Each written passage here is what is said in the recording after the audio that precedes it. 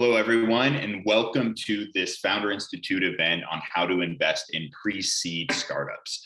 We have an incredible panel for you today, pre-seed and seed investors, and I'm excited to kick things off as your host. My name is Ryan Micheletti, and I'm head of global operations for the Founder Institute. For those of you who don't know, Founder Institute is the world's largest pre-seed startup accelerator. Since 2009, we've created over 5,000 startups across 200 cities with a mentor network of 21,000 mentors, and we're just getting started.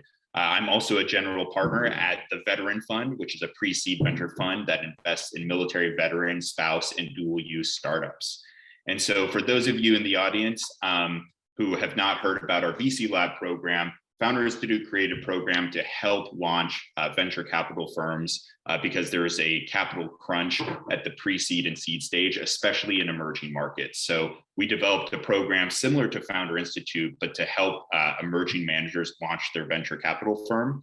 And so some of the people who are on here today have actually participated in that program, and they can tell you about their experience. But Founder Institute is actively looking for startup leaders who are interested in launching a pre-seed accelerator in their region as a part-time managing director. So if you're interested in launching startups in your industry or in your specific cities, please go to fi.co/lead for more information, or you can just reply back to any of our emails and we'll be able to send you more details. So let's jump into the agenda for today. So in a moment, I will introduce the speakers, then we'll kick off the panel discussion. So note for everyone here, this is a live event. If you could go ahead and jump into the chat and just introduce yourself, tell us where you're from, say hello. And if at any point you have questions, we want to answer your questions. So please put those in the chat. And then Simona, who is here in the background as our producer, will put that in the queue, and we'll be sure to ask that with the panel. And then finally, because it's harder to network in the virtual world, we're going to host an optional networking session for you afterwards. So when we conclude this in about an hour or so, we're going to switch over to AirMeet, which is a networking platform that allows you to do speed meetings like 3 to 5 minutes, or you can join a table discussion with other people from around the world. Okay, without further ado, it is my pleasure to introduce the panel today. So for the people on the panel, in addition to introducing yourself, please share some details about what you're working on and even the genesis story of how you launched your fund. So Brittany, you're the first one to jump on with me. So maybe let's start with you and Coyote Ventures.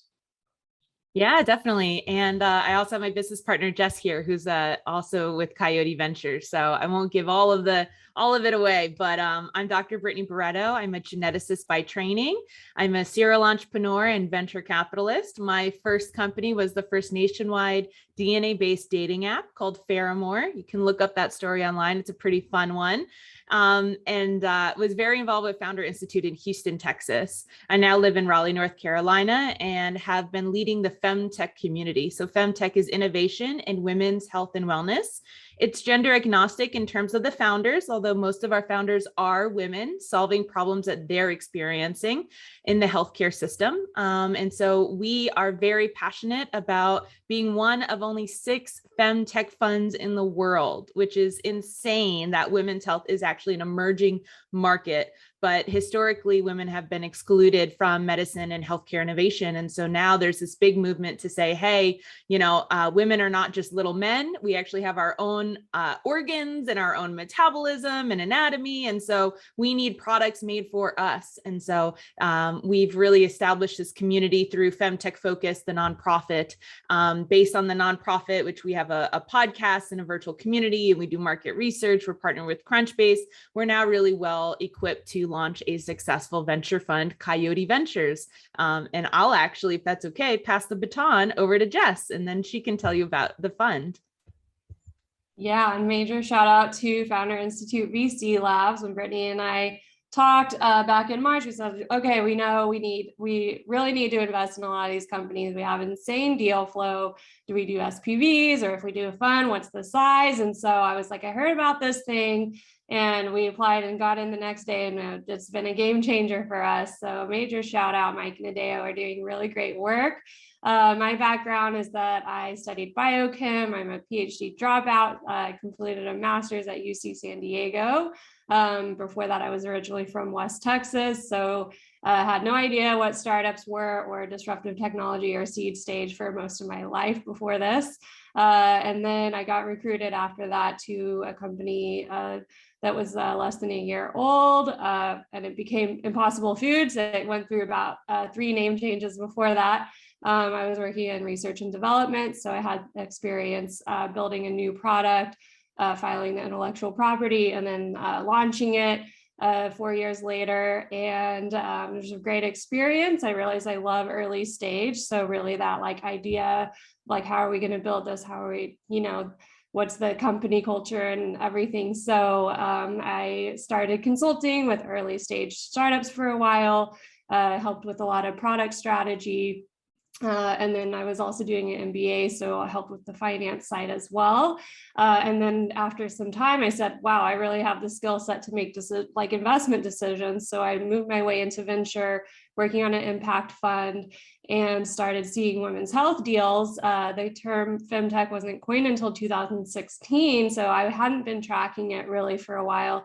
But became obsessed. I said, wow, the most best place I could have an impact is on gender equality.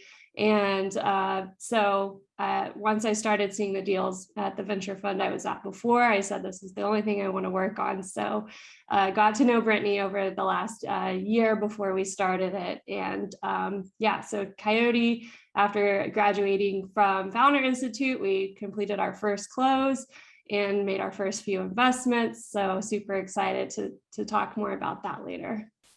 That's awesome. And I really appreciate your guys' focus. And so now that I know this is what you're doing, I will be sure to fill the your deal warehouse with companies coming through Founder Institute. In fact, a couple actually come to mind here. Let's go over to Yohei. Yohei, do you want to do a quick introduction? Sure. Hey, Yohei here. I'm with Untapped Capital. Been around startups for about 15 years, started really on the community side, jumped over to Techstars where I helped lead the Disney Accelerator, then was the director of pipeline, joined a seed and Series A firm in the Bay Area called Scrum before starting Untapped. Untapped Capital is myself and my partner, Jessica Jackley. She's most well known for being the founder of Kiva, the large micro-lending site. We are a pre-seed firm that invests in what we call unexpected founders. What we saw in the market was that it seemed like too many VCs were looking at the same startups, largely due to a referral culture where most VCs source their referrals, and 2, the psychology of not being able to ignore hot deals. Especially in this market, there's just so many of them, and there's so many founders who just don't have a strong network to begin with.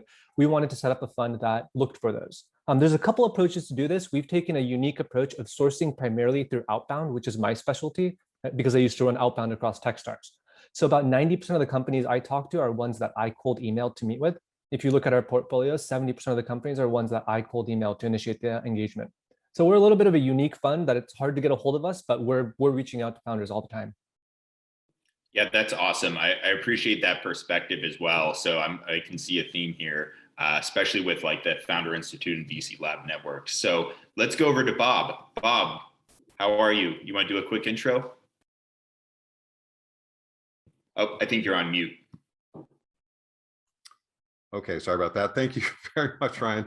So I'm with Startup Haven Ventures. So Startup Haven, the background on that, I've been a founder in Seattle starting back in 2000 and did a few companies here in Seattle. And along the way, I noticed that if you could bring founders and investors together in a certain environment, amazing things happened. And so in 2006, I started inviting founders and investors I knew to come to dinner and then to play cards, poker precisely. And what I saw amazed me. I'd never seen anything like it. I'd been in the startup world for a while before then and had been to plenty of networking events, but never had really been to a relationship event like this, where what was happening was all these folks who would normally not cross paths were coming together and really getting to know each other and helping each other. And so that was so much fun that I kept it going. And it's just been this sort of passion project, 10 or 15% of my time for 15 years. And it grew and grew quite accidentally, really, with no real effort, into this thing that's mostly on the West Coast. We have 7 chapter cities. It's sort of a membership organization now for venture scale founders and investors. We have about 2,300 founders and investors in the ranks. And we try to help them build relationships. We try to help them with some other operational stuff. And in 2019, before COVID, we launched an accelerator, the Startup Haven Accelerator, and that was built to be virtual even before COVID had come, because we have members all across North America, and we wanted to make sure that anybody who was part of Startup Haven would have the opportunity to participate in that program. So as I said, in 2019, we did our first cohort, and then we raised a fund through partly with the help of VC Lab and Nadeau and Mike. Thank you guys so much. I had actually started raising that fund in 2019, sort of figuring out the thesis. And then in 2020, my last in-person coffee meeting was with the lawyers to finalize the paperwork and to start the fundraise. And that was March of 2020. And we're sitting in this coffee house. It's a big one downtown Seattle. It's probably 20 tables. 3 of them had anybody at them. And we're looking at each other thinking, gosh, this COVID thing, maybe this is going to take a while. So, maybe hold off for a few weeks. Needless to say, we pumped the brakes. And then I had known Nadeau for quite some time. Nadeau's a Startup Haven member himself. And I had seen that he was doing this accelerator. I thought, well, let me check this out. I've always appreciated Nadeau's no nonsense approach to virtually everything. And so I entered that program, and to say that it polished me up is an understatement. It was tremendous. Really, really great program. I highly recommend it for anyone who's thinking about starting a fund. I thought I was ready and would have plowed ahead, but was so much more ready after going through the VC Lab program. And so we're a pre-seed fund. We're getting involved very, very early. We're focusing on leveraging that network that we've built of all those founders, investors, really all over the country, obviously a concentration on the West Coast. But finding startups very, very early, first check, first round. We want to find founders who we think our capital can help them get to a next milestone. That's a really important element for us. The notion of knowing what your next strategic milestone should be 4 to 6 months out, and being able to tell a cogent story about how you could grow to get there. And so we look for founders that have somewhat of that disciplined approach to building their startup. And then we try to bring in other investors that we think can also help them on that journey. And so, yeah, we have funded about half of our companies so far through the accelerator, and half of them just directly. But I'm a huge fan of accelerators, and as it turns out, 6 out of 7 of the companies that we have invested in so far either went through our accelerator or another accelerator. Yeah, that's awesome. And at that pre-seed level, you have to kind of have that either extra level of like validation or like value add that you can provide on the back end. And so I guess just to kick this off, and again, audience members, please feel free to put your questions in the chat here. Let me just start this off with a question around like pre-seed and seed, because we have a seed fund and we have 2 pre-seed funds here. And I'll just kind of go around the table here. How do you define pre-seed versus seed? And then what do you look for at that pre-seed stage versus the seed stage? So maybe let's go to Yohei first, and then we'll go over to Coyote Ventures. Oh, this one feels like I think different people have different opinions. I don't attach myself too much to the to whether it's considered a pre-seed or seed. Sometimes the founder makes the decision on what to call it, and I might like not agree, but I'll go with it. Generally, pre-seed earlier could be pre-product or maybe just launch, getting early data. Seed usually a little more traction, like proved a little bit, trying to double down on some things that might be working is kind of a rough ballpark. But again, it really depends on the company, the market. And so when you're looking at the deal flow, right, because yeah, it is sort of like flexible pre-seed versus seed, and usually there's like a amount that they're raising. What are you looking for in the companies, like specifically? Like, is there like sort of a key indicator of success, or is it seems like you're also looking at like pre-product, so like traction may or may not be the only mechanism that you're looking at? Yeah, I mean, I think it's, we're generalists. I think depending on the type of company or the market, what we look for is different, right? If you're starting the next SpaceX, I don't expect you to be post-product before pre-seed. But if you're doing the next Twitter, yeah, probably get a product on the market, get some users before your pre-seed, because that's lightweight to build. So it's hard to come up with what do I look for on a general basis. If it's general, it comes down to like market, team is kind of like the two things I look at. Again, if we dig in and say, what do you look for in SaaS? What do you look for in social? The answers start changing. So, Brittany, in your opinion, like, you're looking at seed. And so what type of companies, like outside of the industry focus, are you looking for in terms of like stage? And then is there anything specifically you're looking for in either like a founding team or an amount of traction?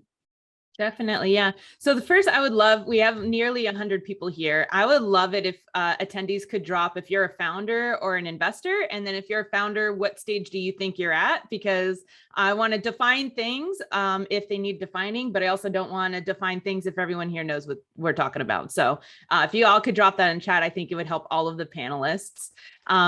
So for me, I just also want to say I've been a serial entrepreneur, and the first time I fundraised, I thought that these names were these pre-seed, seed, Series A were very strict names, and that once you rose a seed, you had to raise a Series A next. What I'll tell you, if you're a founder in the audience, is that I rose a seed round at one point, a $500,000 seed round. I realized I needed more money, and I went back to market and said, "Oh, that was actually my pre-seed. I'm now raising my seed." And you know what? Nobody questioned it. They were like, "Okay, sure. So now you need $1 million. All right, whatever you want to call it." We use these words more so as investors, so we can kind of in our minds set you in a bucket, kind of to say, all right, if you come to me, you say you're Series A, I'm expecting you to have a product, some traction, you know what you're doing, you have a team, you're definitely full-time. If you come to me and you say I'm a pre-seed company, I'm thinking you might still have a full-time job somewhere else, right? You're still in ideation stage potentially. You just, you've been funded so far based on your own credit card savings and your aunt Elma, and so these names, don't get too caught up on them. It just helps us kind of set the stage for where you are in the process of your company. For me, I would define pre-seed as you've already self-funded a little bit. You've already gotten some money from friends, family, early believers. I'm somebody who does not come from money. And so if you think, oh no, I need a raise from my not rich family first, don't worry, that's not necessarily the case. But just some early dollars, even if it's pitch competitions or whatever. And pre-seed is kind of usually for angels, I would say, in my perspective. And that's why Coyote does a seed stage, because it's a little bit bigger round. So I see pre-seeds as being usually $250,000 to $750,000. Obviously, there's a lot of caveats to that. Are you a med device? Are you CPG? Are you digital health? Are you just an app? Or also, are you in the Bay Area or are you in Houston, Texas? That also changes how much you need to raise. But that's my 2 cents on that. Jess, why don't you tell them about our Coyote, what we look for? I guess you can answer that part of it. Yeah, I would say definitely idea stage is a little too early. And if you do have an idea, I would love to see materials. I know it will evolve over time, but I know I saw a question in the chat about like what fundraising materials you should have. Even if it's an idea, put pen to paper. That's really going to help us understand it. If somebody has a coffee with me and just talks, like I'm just going to forget about it. Like maybe that's just how I process things personally, but I want to see that a product is being developed, unless, like Brittany said, unless it's heavily scientific or like a SpaceX, like that's going to take R&D. Impossible took 5 years to launch, but there was always a product being built or an intellectual property being developed. So, and we do take into account geography as well as team. So accelerators are great, but we have one team who's super experienced serial entrepreneurs. And I said, like, please don't do an accelerator. I've seen some really ugly, not from Founder Institute, other ones where they just take so much equity. And I look at the cap table or like the future ownership, and I'm like, founders are not going to be motivated. So I do love when somebody comes to me, even if it's an idea stage, and they sort of know what's up. I'm like, don't ask me what your valuation should be when I just met you, and things like that as well. So that's a few things that, we look at team, we look at what the market is, and the potential, and a lot of those things are really important. So Bob, I'll ask you. Yeah, go ahead. Well, I just want, Yohei and Brittany and Jessica and I can tell you right now, we all have different ideas about what pre-seed and seed. And I'm just here to tell every founder, it doesn't matter. You're raising a certain amount of money at a certain evaluation to reach a certain milestone. And, just be sure that as you're doing your research to run your process, and you should run your fundraising like a process, you should know what investors are interested in, the kind of company you are at the stage that you're at, raising the amount that you're raising at the valuation that you think is right. And don't get hung up in whether or not it's seed or pre-seed.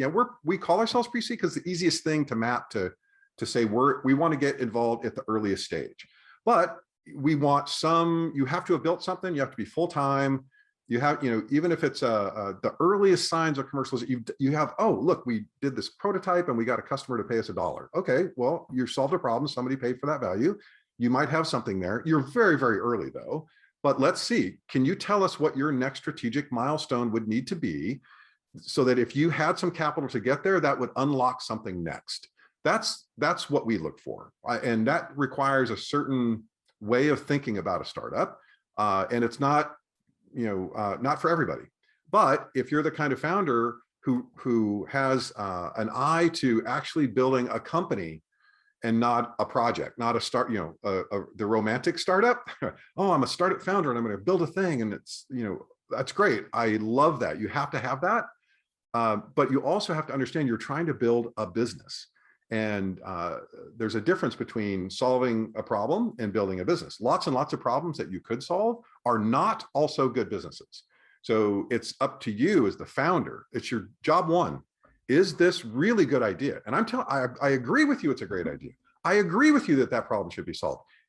Separate question, is that also a good business? And how do you think about that? That's what I want to know. And I want to know if you had my capital, can you actually make progress toward that vision of the business, right? Because lots and lots and lots, as it turns out, you all know the stats on how hard this stuff is. Lots and lots and lots of failure. And for us, we think that if you have in mind your next, and this is sort of a technical term, your next strategic milestone and what that would unlock for the company, then I would love to hear that story, right? And if you can take my capital and maybe a few other investors, if you're raising, $1 million or more, you're kind of out of that range. If you're 500 grand and less, 250 to 500, like to me, that's what I call pre-seed. Up to, Brittany or Jessica, for 250 to 750. That to me, as a dollar range, that feels like pre-seed. Now, if you go to the Bay Area, you could raise a $2 million pre-seed, right? And thank you, Bay Area, for bastardizing any categories we've ever tried to standardize on for the last 20 years. So founders, don't worry about that. Figure out, and when you're trying to figure out how much money you want to raise, it should be, you're going to be so much better off, not just in your fundraising, but in building your company. If you can say, here's why we're raising 500K, because we think 500K will allow us to do this, and that's where we need to be next. It's not like, oh, how much we're raising $1 million. Oh, why? Well, 70% of it on this, 30% on this. Like, that's not a good way to fundraise. You put yourself in the wait and see category for investors. Like, I wonder if they'll ever tell a cogent story. I hear the big story. I hear the vision.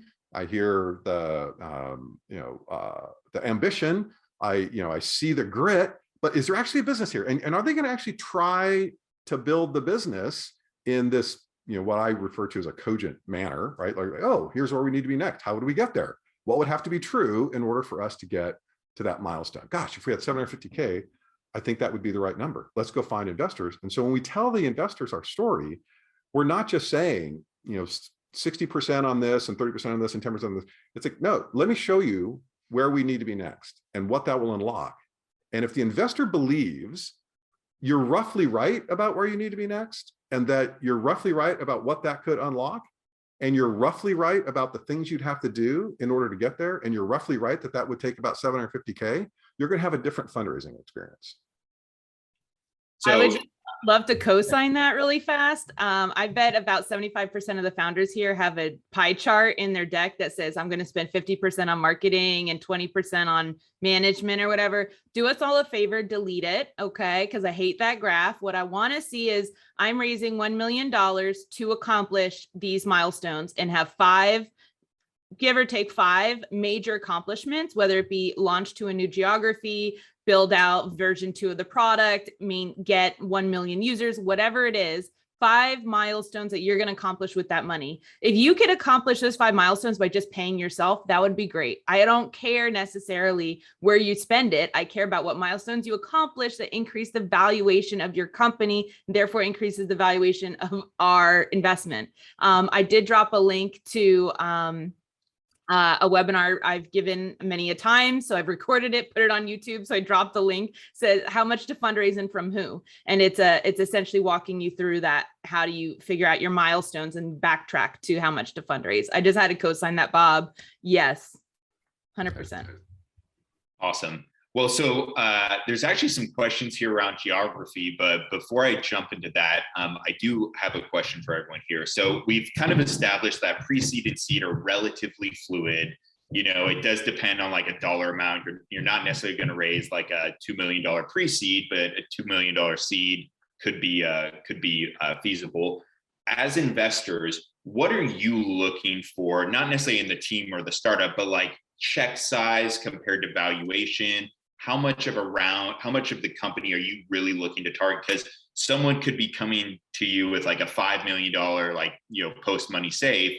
And you may say, okay, we're not going to do that. We'll do a priced round. And like, you're expecting to get like 5% or write a check that's equivalent of like 5% of that company's round. So how do you think about that? And not just seeing like, does this founder, you know, make sense from an investment perspective, but does the deal as a whole, valuation, check size, how does that play into your decision making as well?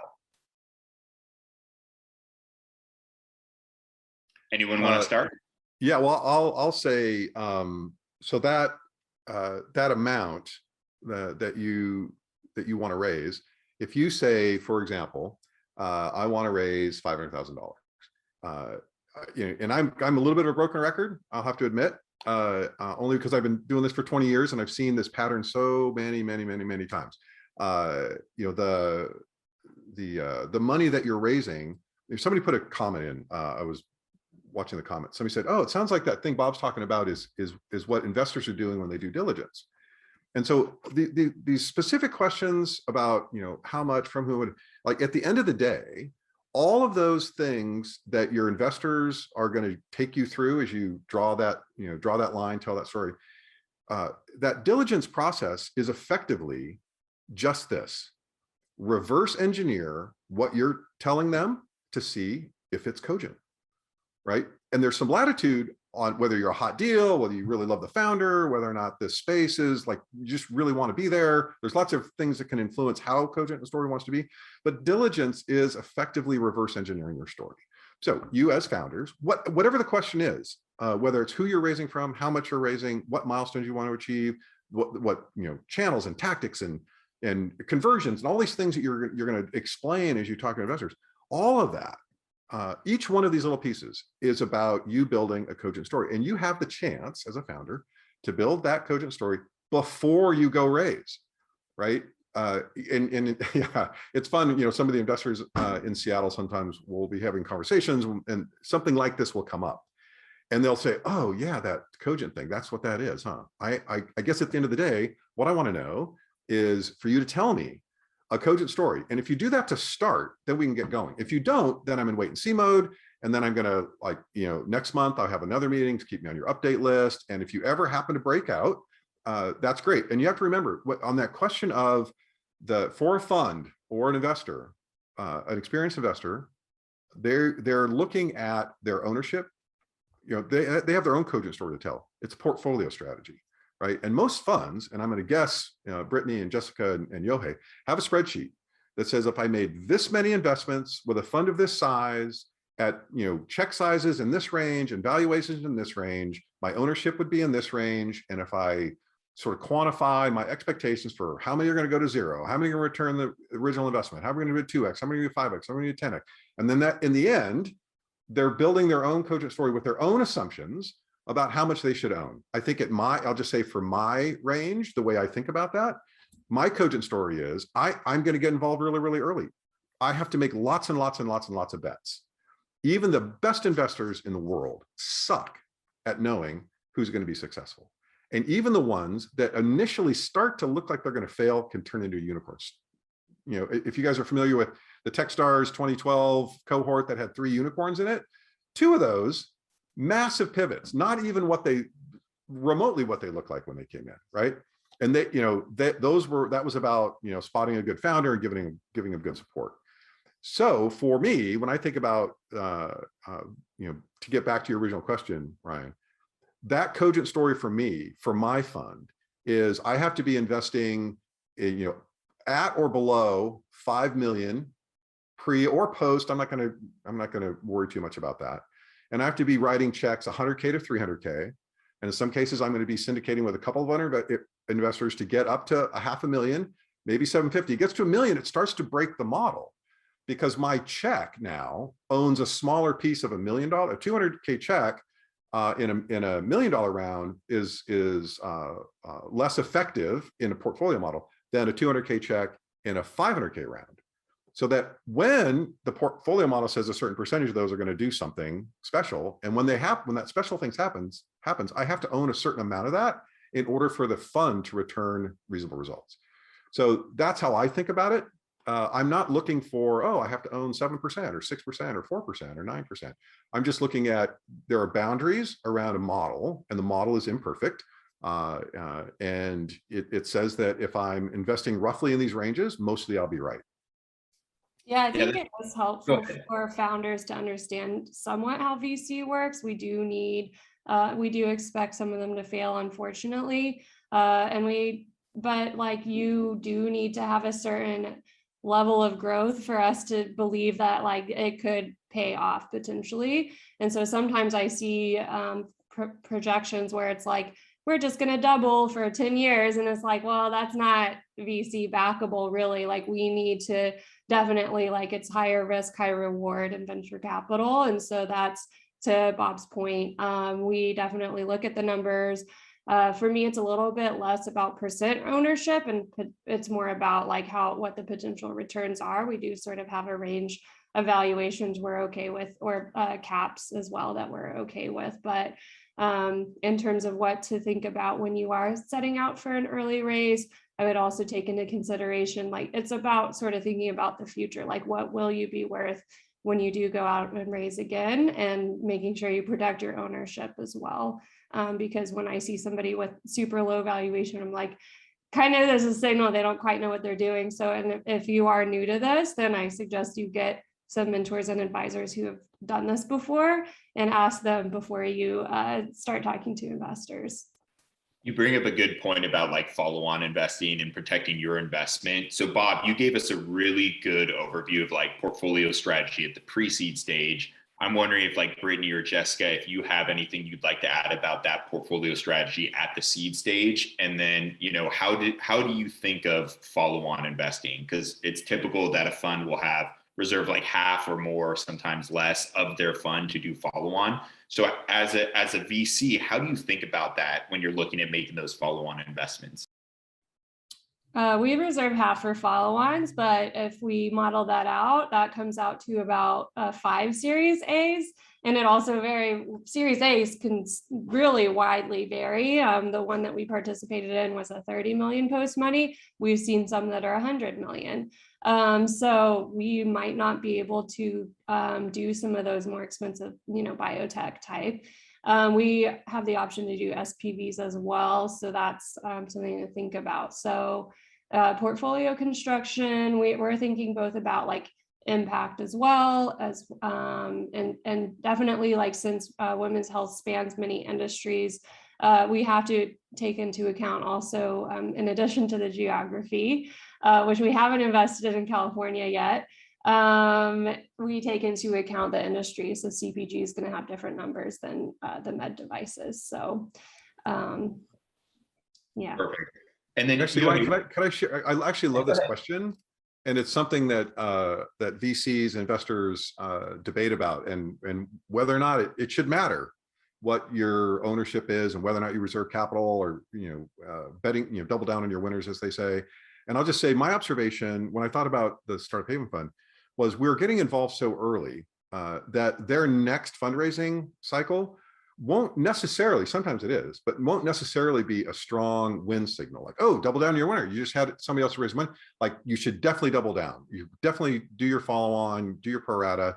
at the very earliest stages, just from a portfolio construction model perspective, those signals are weaker than they are at the seed stage. If you're a seed stage and you get a Series A, that's a different level of diligence. The investors that are getting involved at that level are a different class of the way they think about companies. And if you're a Series A and you get a Series B, like, double down on your winner. It's clear signal. You go from A to a B, you're onto something. Goodness gracious, I want all of that company that I can get forever. But at the pre-seed, if you're in your very first 257, like, your next round of $1.2 million might not be, oh my God, double down on your, that's a win signal. No, it's like, it's your next strategic fundraise and you're making progress. But that signal as a win isn't necessarily as high as it would be at a seed or Series A. So what we've done is we've said, well, we're not going to do any follow-on at all. We're not going to reserve any capital for follow-on, because we can then support more companies in that portfolio because we can make more of those bets. But what we've done is we've constructed it such that we will take pro rata.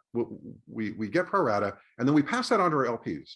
We want to make sure that our founders get supported. And as a portfolio model, for us, it doesn't make sense to be the one who reserves that capital.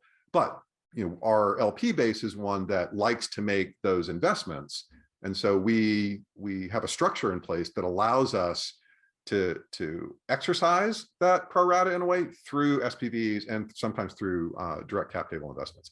So that's an example of how, when you talk to investors, you should know how they think about that. So if you're looking at investors and you have investors who say, oh yeah, we don't reserve pro rata because any follow-on capital, and some don't, and they have no intention of ever getting involved again. They plant a seed and then they walk away, which is great for their model. You should just know what their model is. Our model is more about supporting that company through its life, through our support programs and the Startup Haven network, and everything that we do is meant to support those founders over the life of their company. It's just that we don't reserve capital for the follow-on, but we help them find that follow-on. Yeah, that's a really good point. Yohei, is there anything you want to add to that, or anything else that we've discussed? Oh, I think you're on mute. There we go. No, I think a lot of it's covered. I could add more, but I know there's a lot of questions, so we can. Yeah, sounds good. Let's jump in here. So let's talk about geography, right? I mean, COVID kind of threw this out the window, but COVID's starting to sunset a little bit. So how do you think about investing? We have some founders here that are from West Africa, from all over the world. Are you only looking, as a US venture firm, are you only looking at US companies? And then what are you seeing in terms of trends in the market? I can start. It's a quick answer. For Fund 1, we're primarily focusing on the US market. Largely because it's the market we know best and the market we can support the best. In the future, we'd love to go expand further. I mean, we've done one investment in London, one in Tel Aviv, but they're both targeting the US market, and we felt like we could really support them. I mean, for every geography, there are funds focused on that geography. So if you're a founder in a specific geography, raising an early round, absolutely, like, find out who all the companies are that are raising in your region and who the investors are, and make that list, because there are investors investing in every region. Much easier to do that than to convince people who don't invest in your region to invest in your region. Mm-hmm. Yeah, we're North America focused for Fund 1 also, so Canada as well. But yeah, North America. Yeah, there's a lot of great companies coming out of Canada these days. Brittany, I don't know, do you have anything you'd like to add? Are you US focused as well? Yeah, same for us. Coyote is US focused. And, I actually learned a lot about that in the VC lab, which was, is that just a matter of preference? It used to be a matter of VCs wanting to be able to see their founders. So they would invest in their city or in their state so that they could actually meet and be hands-on. COVID has just thrown that out the window in terms of investors realizing, like, I can make relationships on Zoom. I can do due diligence. Like, we've been forced to, like, investors couldn't just not invest for 2 years or whatever, right? So we've been forced to become long distance investors, but there is a certain amount of, especially if you're thinking about women's health, which is what we invest in, the laws around, women's healthcare, whether that be abortion or healthcare, like who pays, who reimburses for things, even cultural norms around, taxes on tampons and pads in different countries. It gets really complex really fast when you think outside of one system. I mean, it's bad enough telehealth is based on a state by state and not even the whole country. So there's a lot of other things to think about for us as investors that will affect the success of the company. And we do want to make sure that we are trying our best to make the company most successful. And then last but not least, on my end of things, is just that once you start a venture fund and you realize how many fees there are, and you have a tax advisor and you have a financial advisor, and you got to file this and you got to file that, and each one of those has its own fee, and you're like, do I ever get paid in this? Like, founders, I know you are all here, really, really needing money for your startup, but that's what venture capitals do too. We are actually fundraising just as actively as you are. In fact, we have to use your deals in order to fundraise. And so we have to also be considering, what is our budget for legal? What is our financial budget? And is converting and filing different legal documents in different countries around the world really makes sense? Yeah, that's a good point. The conventional knowledge, and this was kind of pre-COVID, is that the earlier stage you are, the closer your investors will want to be to you. And I think that's starting to break down a little bit. And there's a founder here that mentioned, I think it was that they're working on a startup in the UK, the founder's in Singapore, but the product helps small businesses globally. So like you're starting to see this dynamic a lot more, where you may even have remote co-founders. One person's here in California and the other one's in Texas, or even internationally. Yeah, so, Jess is in San Francisco and I'm in Raleigh, North Carolina. So yeah. So that's been that's really been one of the beautiful silver linings of COVID. It's just that founders from anywhere and investors from anywhere theoretically can get to know each other and invest in each other. But as Brittany said, the costs to write a $200K check, it could cost me $100K in legal to like, oh, I'm going to invest in Guam or wherever it is. Like, oh my gosh, I got to pay lawyers to figure out that. And remember too, that and this is really important for founders. I always want to bring this back to founders. When you're looking and you're building your list of investors who you think are a good fit for you, it's an obvious question to know whether or not they invest in your region or not. And that's find outable for virtually any investor. If nothing else, just by looking at the gravity of the things around them. Have they ever invested in a company outside of North America? If they haven't, then they're probably not a good fit. But there's also just the notion that if it's a fund of any kind, it has LPs, it has investors who gave them money to invest on a thesis. And so they have to stick pretty close to what they said to all those investors that they raised from, say, hey, we're going to invest in startups like this. So when they see you, like, oh my God, this is a great founder in a great product, in a great market. And oh, I love everything about this, but I can't. So save yourself the time and effort and grief and make sure that as you work your fundraising process, you're qualifying all the investors you think are interesting for whether or not they even can, let alone will, invest in you. Yeah, fundraising is very much a measure twice, cut once kind of process. So we talked a little bit about kind of, pre-seed and seed, what like a potential range is for fundraising, but also potentially valuations that at least you might be looking at. There's a question here in the chat around how do you come up with like a mutually agreeable valuation for the companies? And if you're at the safe note stage, like maybe it's like the cap or the discount, like how do you have that conversation when companies might not have enough traction to really like validate what the true valuation is? I would say that you're probably raising a pre-seed on a convertible note or a safe. And so we really are talking about valuation caps. If you're, like, oh, what's our value of our company? You're thinking about it wrong, because there's no way for you to come up with a valuation at a pre-seed, seed stage, some usually pre-seed. So we're definitely talking about valuation caps. And then, it's on geography, it's on your industry, it's on product type. So for example, we are in women's health and there hasn't been a lot of women's health companies historically. With the with more women in STEM, we are now seeing more innovations and solutions for women's health, but there's a lack of history in terms of what's standard. In fact, Jess and I are working on creating a standard valuation for femtech companies and where they're at, because we literally don't have that data. It doesn't exist. We're creating that. And so sometimes founders, you're going to be kind of not kind of screwed, depending on what you're doing. If you're the first startup in your country, or you're trying to create an Uber type of deal where like it didn't exist, sometimes it can be hard. And I think that things like Founders Institute, coming to this, calling mentors and saying, this is where I'm at, and getting other people, it's essentially market research. You just got to ask enough people what they think and then taking an average of that valuation. I think that's good advice. And I think it highlights how important it is for founders who are not in, one of the top 10 tech hubs in the world, to find good mentors and advisors who understand how this works. And they might not be in your region. If they are, that's great. Start there. But finding folks who can give you guidance on that is really important. And I'll just say for myself, like when I see a founder and they already know, well, two things. If they know what their valuation is that they want, if they have any, certainly if they have a lead investor, if they've got, strong commitments from people at a certain valuation, and I just, for my own way of thinking about things, it's not the right valuation, I'm not going to try to talk them out of it.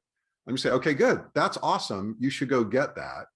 And then often, the conversation, if I'm going to have a conversation with them at all, is about just to be careful, because, if I think their valuation is a little high, it's okay, we can talk.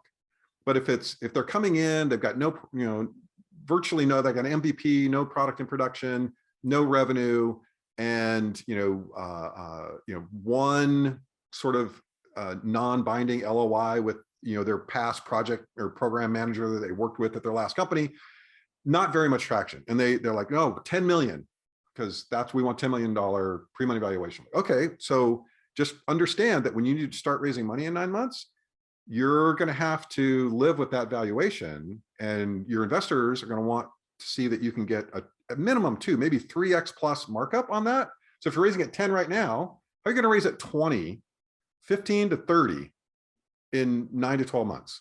What traction do you have to achieve to make it worthwhile for your next investors to invest in you? So be careful about setting a valuation too high. It's great, like you should take credit for everything that you achieve and that for the opportunity that you're creating, but it's not a win for a founder to get a massive valuation in their first round.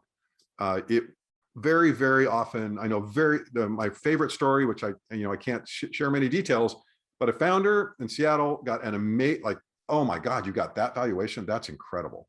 And they shut the company down 18 months later because they could no longer raise at the valuation they had to raise at. And it was a great company and a great founder. There was nothing wrong with this picture except that they could no longer raise money. So just be careful about that. Find their right valuation. Don't try to win on valuation. And investors shouldn't try to win on valuation either, right? You just need to find a good balanced number that makes sense to everybody, and it won't always make sense. And so that's why sometimes investors walk away and say, well, good luck to you. I'm not saying you're not worth that. I'm just saying it doesn't fit my thesis. So good luck. That's great advice. Yeah, don't optimize for valuation, optimize for growth. Yohei.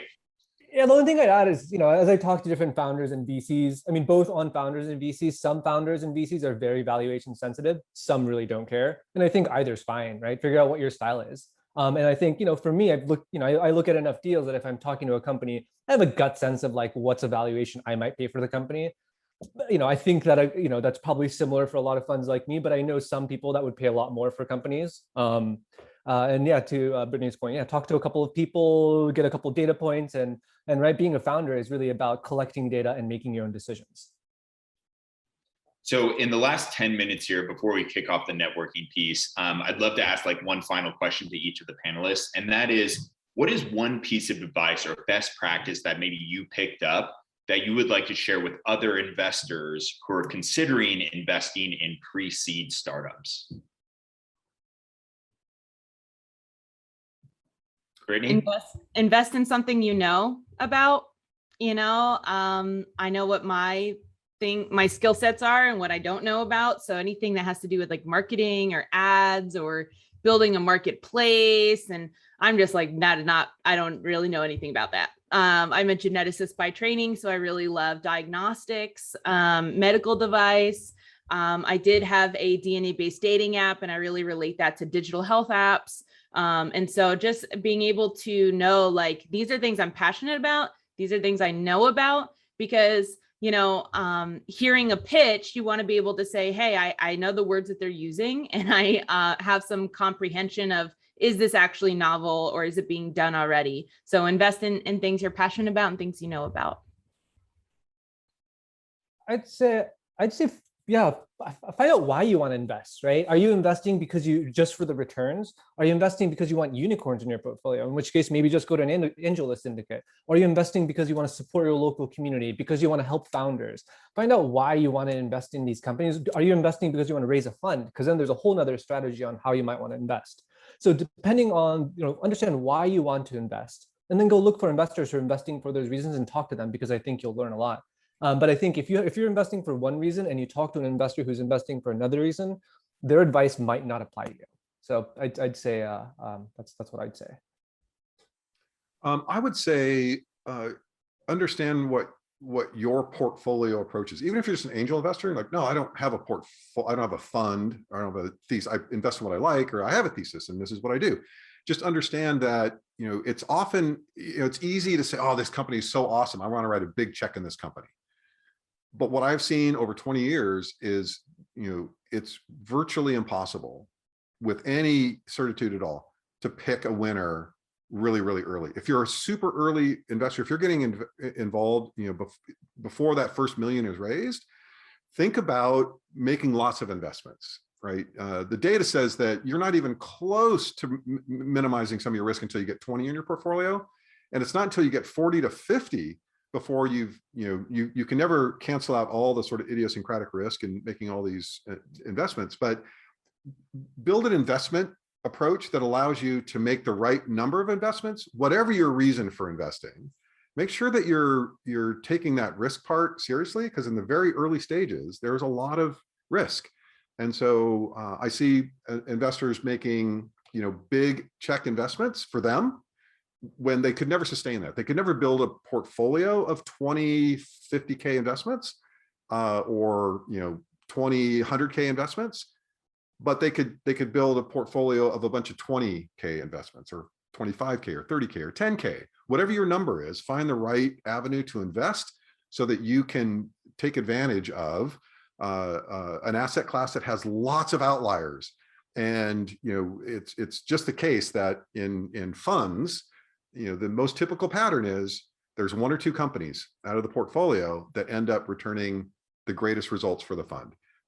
And there's variations of that on each end of the spectrum. But as an investor, if you're an angel investor getting involved in the pre-seed stage, just try to find a way to make the right number of bets so that you use your bankroll to invest in as many companies as it takes for you to increase your chance of a successful return. Brittany read my mind. That's what I was going to say. If you become an LP in a fund, if you're wanting to learn, there's a lot of funds that actually can educate their LPs as well on what, how to generate more deal flow, how to evaluate companies. And back to answering the question, I think I'll state the obvious that a lot of VCs say is you're betting on the team at this stage.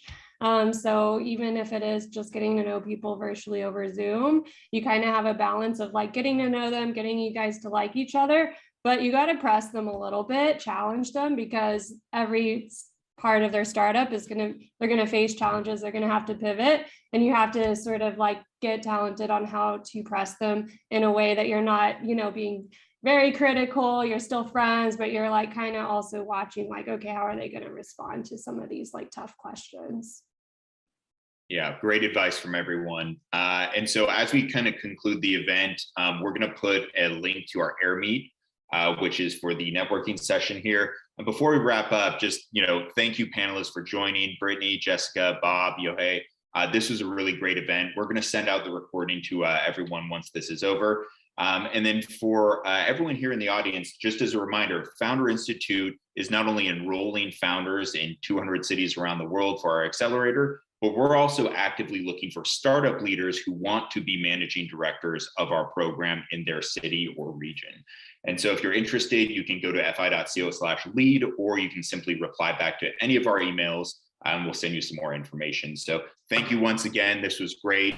Go ahead. We're going to leave this open for a little bit just so people have a chance to click over to AirMeet, but join us there so you can meet with other founders, investors, and mentors. Thanks for having us. Thank you. Take care. Good luck. See ya. Bye.